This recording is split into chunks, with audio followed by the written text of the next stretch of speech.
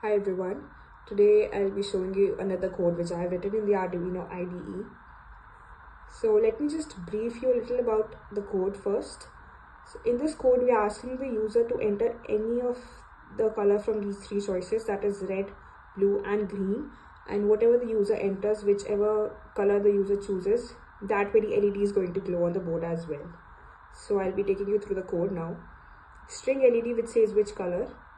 So we're going to print this statement, and then we have string color, and so whatever input the user is going to give, we're going to store it in this variable, and we'll be comparing the input with the conditions in the if statement. Then we have red pin equals 11, which means that the red LED is connected to the 11th pin of the board, the blue LED is connected to the 12th pin, and the green LED to the 13th pin. Then we have void setup. Then the first statement we have here is serial.begin. You could use any other value here, but I have chosen 9600. The rest is your choice.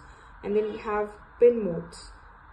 So in pin mode, we are basically telling the compiler that these LEDs are going to give the output. And then we have void loop.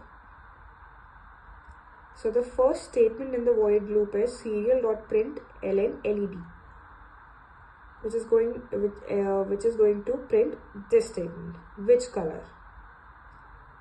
And the second statement, and one of the very important parts of the code, is the while loop. So this loop basically means it's going to tell the compiler to wait till the user gives an input. So it doesn't terminate the code. So even if we are executing the code n number of times, this is going to tell the compiler to wait until the user gives an input. So whenever the user gives an input, this condition serial.available equals to 0, it becomes false. The while loop gets terminated, we come out of the loop, and the next statement we have is color equals serial.readString. So whatever input the user has given now, that is going to be compared with the conditions in the if statement. But before that, one of the most important parts of the code, color.trim, because many times it could happen that the user is going to give inputs like this. So here's an unnecessary space, I must say. So for the compiler, this blue with a space and this blue, they are not the same things, but for the user they might be same. So just for that error to not happen, we are going to use color.trim function here. So it is going to remove all sorts of white spaces, and an unnecessary space being one of them.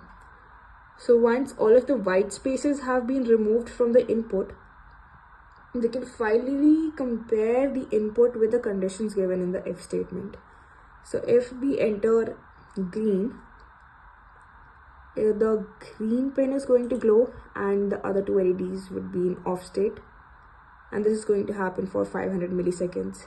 And the same goes for blue and red ones as well. Now I'll be showing you the output for the following code.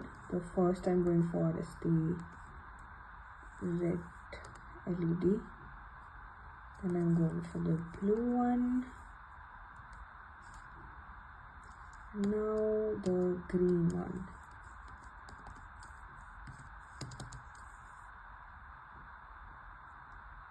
Enter. So this is the output for the following code. Hope you enjoyed this video, and thank you so much for watching.